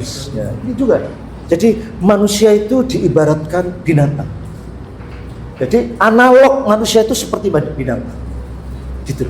Itulah yang akhirnya menganggap manusia itu binatang. Jadi kita ini dianggap hanya binatang. Ya, konsumsi dikongkong blojo terus kok umur disingkirlah sudah, tidak dianggap. Mohon maaf ini fenomena di dunia barat baik Mamun. Ya, banyak orang tua-tua kesepian karena anak tidak mau ngopeni orang tua. Karena dianggap ini logika, orang tuaku tidak produktif. Jadi tidak ada rasa sayang untuk, kalau kita di agama itu birru walidain. Saya saja kalau boleh nebus pada Tuhan, Tuhan tambah umur makku Tuhan. Tapi anak sekarang itu fenomena. Karena anak kita sudah sulit, gitu, menghayati hidup sangat bersifat apa ya? Ya binatang. Ya karena tadi. Terus bias absurdisme ini teorinya Albert Camus. Ya, hidup ini absurd, tidak jelas. Karena tidak jelas udah gendeng kabeh ae wis kira gitulah. Ya, udah gendeng kabeh gitu. Ya, semoga Allah inilah. Saya kemarin kan saya tidak tahu bener apa ndak di Dian itu. Ya, sebelum sehari kebakaran itu di Hollywood ada pesta, di mana pesta itu salah satunya siapa orang yang paling disebut atau siapa yang paling disebut dalam hidup dalam masyarakat kita. Tokoh ini sebutnya Tuhan tidak disebut. Gitu. Apa enggak? Saya punya 0 malah. Dan itu dirayakan, diaplos, ya. Karena Tuhan dianggap nothing. Ya, tadi absurditas. Oke, itu saya melihat kematian-kematian, jejak dari kematian manusia di barat. Next. Nah, kemajuan IT dan fenomena Homo Deus. Ini teman-teman ngikuti tidak? Homo Deus ini satu fenomena, ya Homo Deus itu Homo Deus, manusia sebagai Tuhan. Ini ada bukunya, teman-teman, ditulis oleh ya, seorang ilmuwan pinter, menurut saya pinter. Namanya Yuval Noah Harari. Hari ini seorang ilmuwan kelas dunia yang populer. Dia dari Israel aslinya, Yahudi, tapi dia lesbi. Bukan lesbi, apa sih ini? Gay. Gimana pinter kok ngene gitu loh. Ya gini kawan-kawan, ini juga penting kritik ya. Jadi orang barat itu, ini sebetulnya analog yang diberikan oleh Muhammad Abduh. Jadi orang barat itu ya, itu otaknya main, ibarat mata itu melek, tapi dia hidup di ruangan yang gelap karena tanpa cahaya Al-Quran, tanpa cahaya firman Allah. Jadi orang barat itu melek uripe. Teknologi ini melek, tapi dia berada dalam ruang yang gelap. Akhirnya kedadap uripe. Sebaliknya ini juga kritik pada kita umat Islam. Umat Islam itu hidup di ruangan yang gelap karena ada cahaya Al-Quran, dibacakan ayat Al-Quran dan sebagainya. Tapi orang Islamnya merem, UTE gak dipakai. Ini kritik. Ini bukan saya ini ngomong, ini Muhammad Abduh. Gitu loh. Kenapa ini jatuh? Kuasanya pangeran Jawa menang. Gak dipakai UTE. Gitu loh. Padahal inna fi dzalika laayatil liqaumin yatafakkarun. Oke, jadi kemajuan IT dan fenomena Homo Deus ini akan semakin mendorong manusia lupa pada Allah. Ya, karena kembali lagi kawan-kawan, kebetulan kemajuan teknologi ini bukan umat Islam yang mengendalikan. Gitu loh. Ya mohon maaf ya kawan-kawan. Ini segera contoh saja, ini tantangan ya. Saya rencananya mau bangun hotel di sini. Ini tanah kosongnya rencana mau bangun hotel. Gitu, kabar bareng sono. Apa respon teman-teman saya? Kok ini ketua ICMI Jawa Timur kok bisnis hotel? Gitu loh. Loh kenapa? Hotel itu kan bisnisnya betul itu. Loh, siapa bilang? Saya ini alumni YIN sejarah. Kalau belajar sejarah, hotel itu karya dunia Islam, karya dunia Arab. Punduk dulu tuh ya, orang Arab itu kan pegawai ini musafir dagang ya, awal-awal itu ning masjid, ning gudaan kalau bahasa kita itu, bilik masjid itu karena suwe akeh dipisahkan dari masjid, dikomersilkan, mulai disewa nih, nggak gratisan. Itulah konsep funduk, itulah yang hari ini jejaknya di Mekah masih ada sampai sekarang. Masjidil Haram dikelilingi oleh hotel. Jadi itu karya dunia Islam, bukan karya Eropa apalagi Amerika. Nah, tapi kalau di sini di Indonesia hotel dipakai untuk maksiat, karena yang punya bukan Pak Bagus. Gitu loh. Karena yang punya bukan Aksan, yang punya bukan santri. Akhirnya hotel dipakai mesum. Saya bilang, kalau Pak El yang jual hotel, wedi makku aku dilahirno makku dituduh oleh barang haram. Jadi maksud saya begini kawan-kawan, mari kita terjun, ayo berjuang, ayo kita hidup di dalam gitu loh ya, rebut kekuatan-kekuatan ekonomi, gitu loh maksud saya. Supaya kalau ekonomi di negeri ini dikelola secara Islam, ya, bukan negara Islam loh ya, secara Islam, karunia Allah akan turun. Itu di Al-Quran, barokah Allah. Tapi kalau seperti ini, oke, jadi itu di barat. Next. Nah, di timur, di dunia Islam dan di timur, next. Nah, ini mistiologi Islam. Ya, mistiologi Islam itu begini. Jadi kalau saya belajar sejarah ya, ketika zaman Rasulullah, ya, akidah sudah ditoto jelas. Namanya bukan teologi, tapi ilmu kalam. Ya, ilmu kalam itu maksudnya kalam itu kalamullah, ilmu tentang Al-Quran. Itu udah jelas definisi tentang Allah, Tuhan itu udah jelas. Oke. Tidak ada perdebatan. Memang muncul perdebatan ketika Sayyidina Utsman wafat dibunuh. Sehingga muncul pertanyaan, orang Islam membunuh dulure dewi Islam itu kafir atau opo? Nah itu. Jadi bukan Tuhan tentang manusia perdebatannya. Kalau Syiah mengatakan kafir, tapi tetap masuk surga karena Allah, Murji'ah dan sebagainya. Ono sing jenenge Khawarij. Orang Islam yang membunuh dulure Islam, dalam hal ini Sayyidina Utsman, hukumnya kafir, keluar dari Islam dia dan berhak dibunuh. Nah, jadi itu tadi perdebatannya sekitar manusia, bukan tentang Tuhan. Kalau di Barat tentang Tuhan, ini kalau Tuhan Bapa, Tuhan Anak, gitu loh ya. Itu perdebatannya itu tadi, gitu loh. Tapi dalam Islam tidak ada. Nah, belakangan ketika Islam berkembang, 1 abad setelah itu berkembang sampai ke negara Sam, ya yang dulu dalam penguasaannya Konstantinopel, Romawi itu kan Kristen itu. Disitulah Islam berhadapan dengan pertanyaan-pertanyaan yang ketuhanan. Disinilah akhirnya umat Islam larut. Teologi Islam akhirnya larut di dalam membahas Tuhan. Misalnya munculnya konsep 25 sifat Tuhan. Itu Sunni dan Syiah dan sebagainya itu. Jangan lupa bahas menungso. Gitu loh. Jadi manusia tidak dikembangkan. Manusia diabaikan. Karena akhirnya manusia hanya sebagai hamba. Ya. Dalam pandangan agama, manusia itu hamba dan khalifah. Surat Ad-Dariyat 56, Al-Baqarah 30. Hamba dan khalifah, bukan hamba tok. Gitu loh. Ya. Sekaligus khalifah, gitu loh. Untuk memakmurkan kehidupan, menjadi rahmatan lil alamin. Dengan kata lain, Mbak Yayu, Mail bukan hanya sholat kewajibannya, membangun peradaban. Gitu loh, Mbak. Ini banyak orang PII ya. Ya. Ini orangnya nih. Ini ketua PII Jawa Timur ini. Ya. Mbak Yayu, saya itu getam-getam.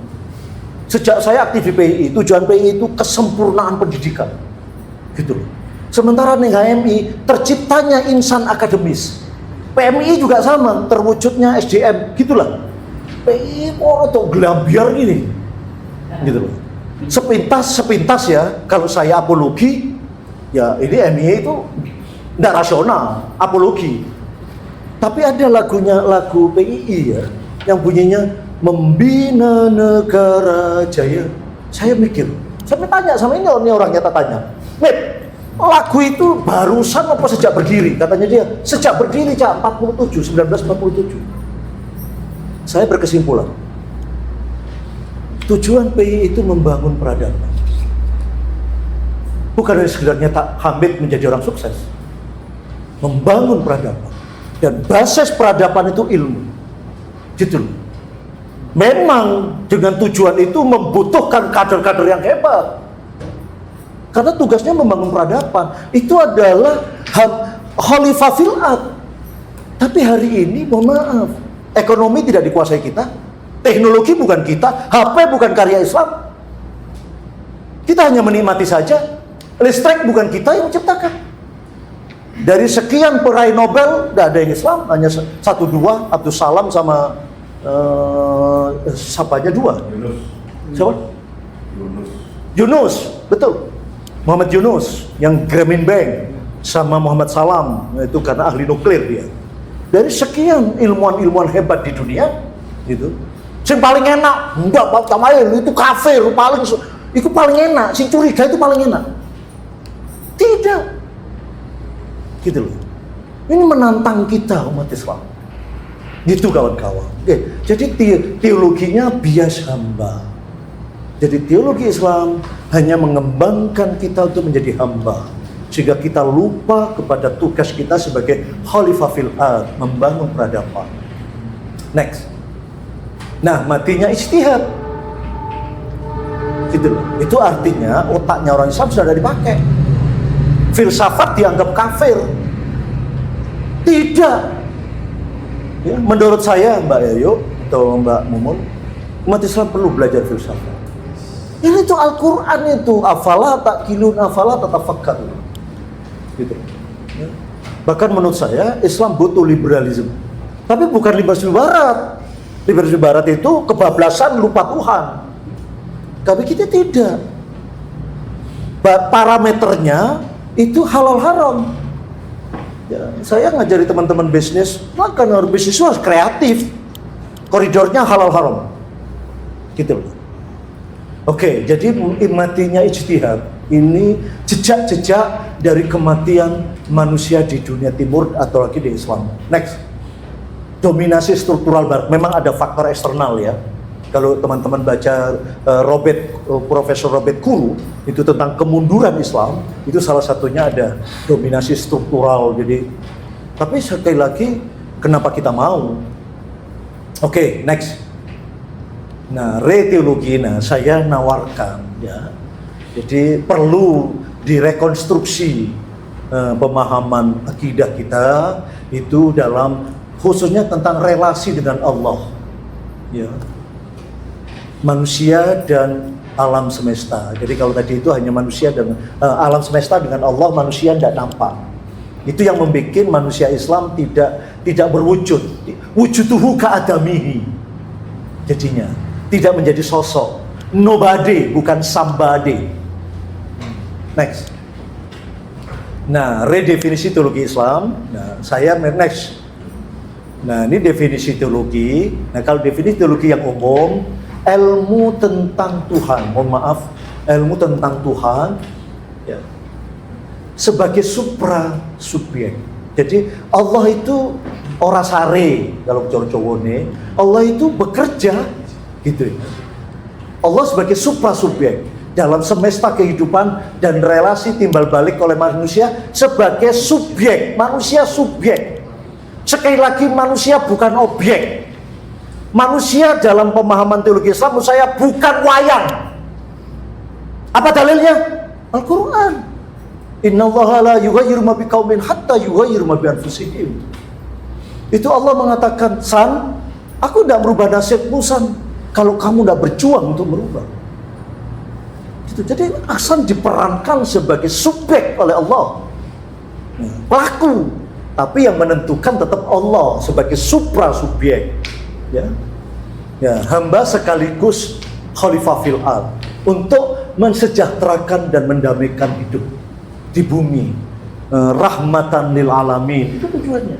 Mohon maaf ya, rahmatan lil alamin hari ini umat Islam, kita umat Islam bukan pengendali, bukan menjadi sentral atau pengaruh, tidak, kita dipengaruhi orang lain. Mohon maaf kawan-kawan, apa? Ekonomi kita bukan penentu. Ya, ilmu pengetahuan bukan. Gitu loh. Apa sekarang? Politik kita bukan pengendali. Jadi nyaris dari seluruh elemen kehidupan penting, mohon maaf, ini harus berani kita mengatakan. Gitu. Bukan salah Islamnya. Tidak, kita yang salah. Gitu loh. Kita yang salah memahami agama ini. Gitu loh. Kalau saya sering bilang gini, Mbak, Islam itu agama hebat. Kalau tidak hebat saya keluar. Mohon maaf ini. Tidak sombong man. Tidak ada sombong ini. Karena bagi saya beragama tidak main-main. Ya. Karena itu agama harus, ya memang gini kawan-kawan. Rata-rata kita ini namanya orang Islam. Jadi otomatis jadi Islam. Hari ini saya baca Tempo. Hari ini di media, di majalah Tempo, berita tentang kematian Tony Ardi. Mungkin yang tua-tua pernah dengar Tony Ardi. Tony Ardi ini aktivis Islam zaman saya dulu, arek UI yang melawan Pak Harto yang akhirnya dihukum. Ini hari ini meninggalnya tanggal 27 Desember kemarin. Tapi ditulis saya baru tahu.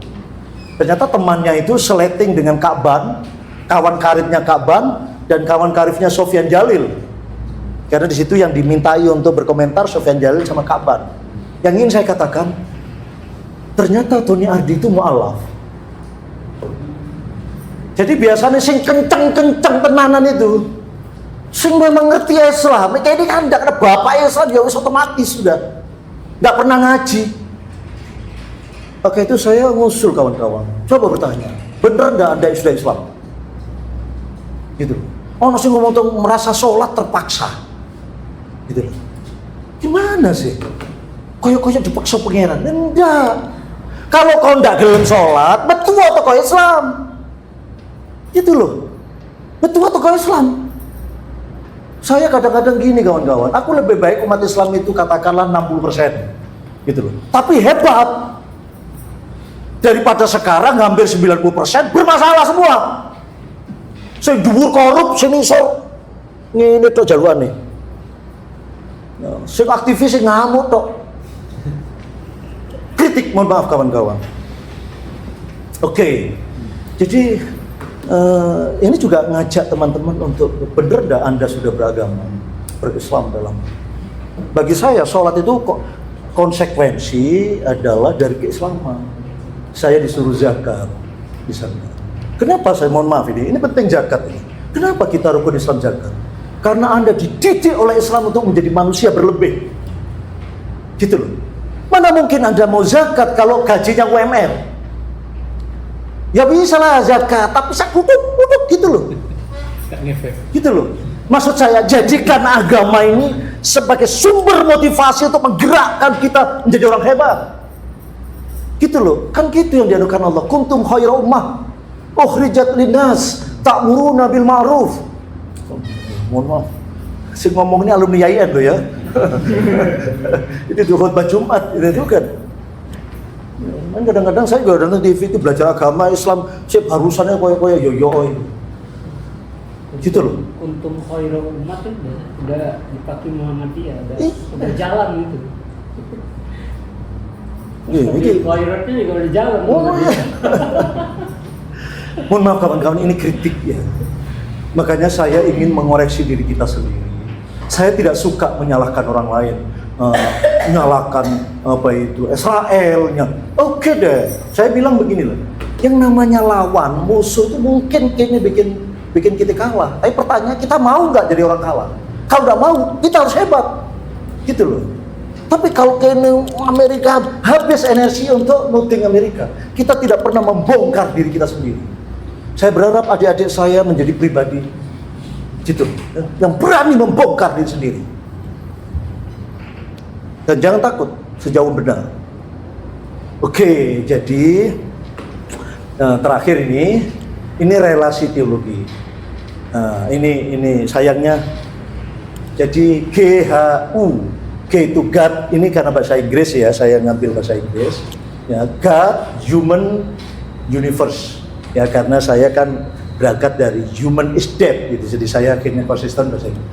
Jadi kalau dalam Islam, agama, God itu supra subjek.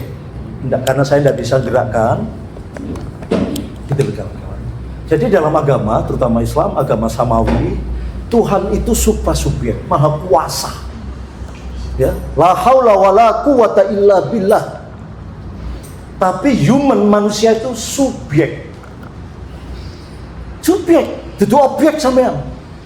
Gitu loh. Itu objek, subjek. Nah, cuma dalam bias yang tadi saya jelaskan, bias hamba kita menjadi mati. Mati Islam itu ono tapi nggak rupo. Jumlahnya akeh hampir 90% tapi nothing. Gitu. Nah, universe, semesta itu objek. Gitu loh. Objek. Oke, tapi agama pagan itu agama sebelum ini Islam, sebelum agama samawi, Tuhan itu subjek, bukan supra subjek. Human, objek, manusianya objek. Jadi manusia kalah dengan animisme, manusia dianggap. Nah, universe itu pseudo subjek, bayangan dari subjek. Misalnya kan masih ada lah di tengah kita itu. Oh, kena alam. Jadi kayak alam itu loh. Ojo rono gembet iku ono bayang-bayang apa dayang-dayang gitu. Jadi ono iku tanduran gede iku. Itu. Jadi itu sebenarnya syirik kalau dalam agama Islam. Gitu loh. Tapi itu dalam agama animisme, alam itu dianggap pesona dari Tuhan. Sebaliknya manusia objek, wayang yang tidak punya kerso, nerimo ing pandum, gitulah. Nah, agama sekuler, Tuhan dead, mati, orang sekuler. human subjek, pelaku hidup. Tapi karena bias homo deus tadi yang saya jelaskan, akhirnya dead. Nah, universe artinya semesta ini objek. Itu menjadi kajian mereka lah gitu. Nah, itu kira-kira relasinya. Nah, saya ingin nunjukkan kawan-kawan terakhir nih. Ini adalah disertasinya, mohon maaf ya, dulu saya mohon maaf, ini saya bendahara alumni Tebiren.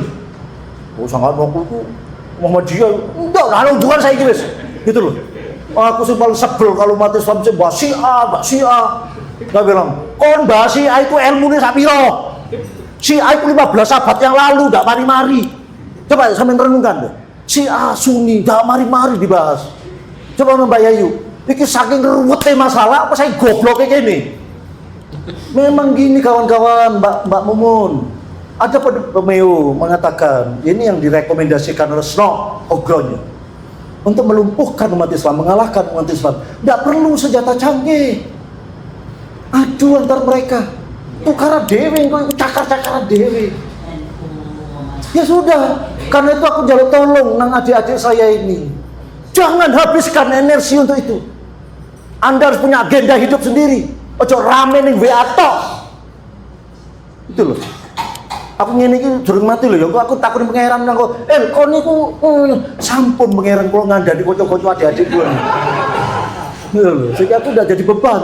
Lho lho, nek dorong aku kan di niki alumni IAIN, baca rogomo, ngono lho. Oh, salah saya gitu loh. Sampun kula ngandani dilal sampun pangeran. Nek dilal saya iku ya sebut. Kawan-kawan, ya mohon maaf ini saya mengkaji. Mohon maaf Pak Rio, ini saya pelajari 37 tahun. 37 tahun ini saya belajar ini. Artinya bukan belajar buku ini, persoalan ini. Hari ini saya mau mendeklar. Sayangnya saya S1, SAG dok sarjana, duduk dosen, Duduk profesor. duduk sopo-sopo gitu loh.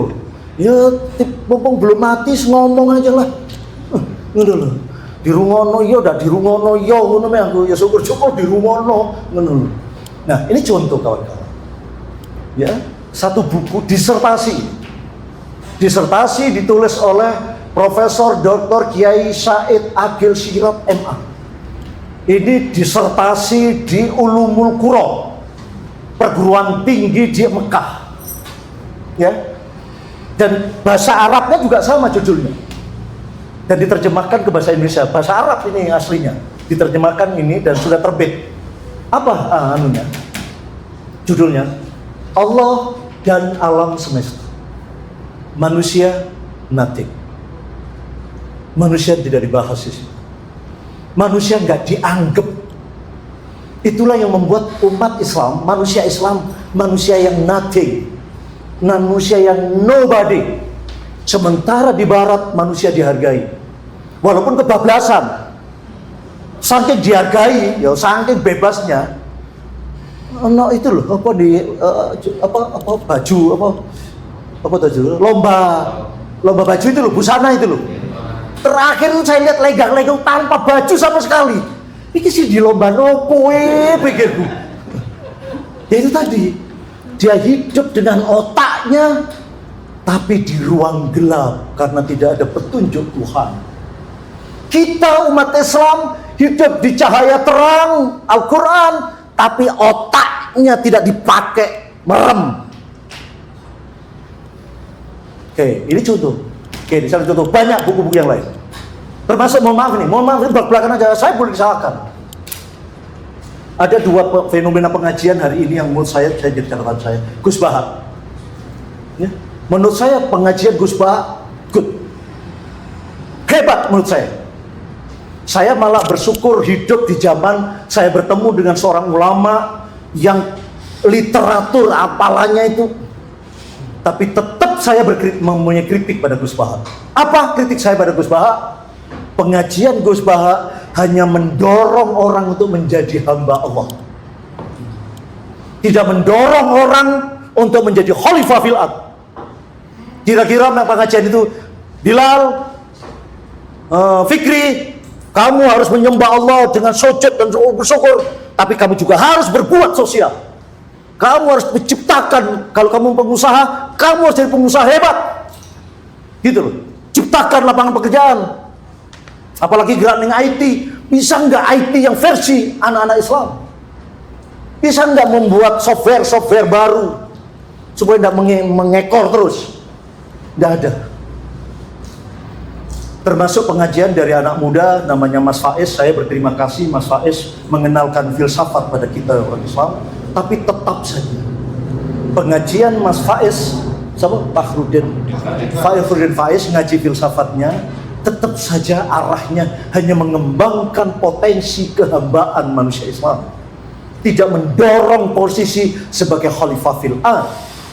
Gitu loh kawan-kawan. Nah itu kira ini contoh, dan buku-buku yang lain. Sekali lagi saya mempelajari ini lama. Next. Nah ini satu buku juga. Ini buku yang di barat juga menjadi referensi di buku di barat. Yang ini tahun berapa ini? Alexis Carrel. Ini salah satu buku yang jadi referensi di barat. Judulnya bahasa Inggrisnya Unknown the Man. Jadi manusia tak dikenal. Apa? Unknown Man. Nah, itu. Manusia tak dikenal. Jadi memang barat pun tidak mengenal Tuhan. Tidak kenal manusia. Gitu loh ya. Tidak kenal manusia. Manusia barat adalah manusia yang partikulatif.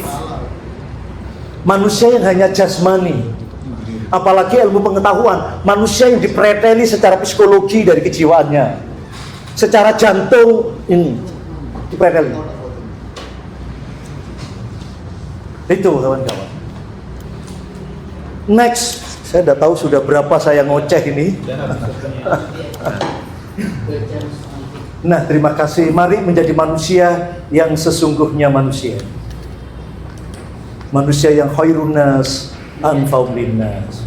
Jadi kalau teman-teman masih belum bermanfaat hidupnya untuk orang lain, harus melakukan klik pada diri sendiri. Ojo egois cuma hanya diri sendiri saja. Bungo kang gawe dhewe tok, nyambut gawe kang gawe dhewe tok. Itu adalah manusia rugi. Begitu kawan-kawan.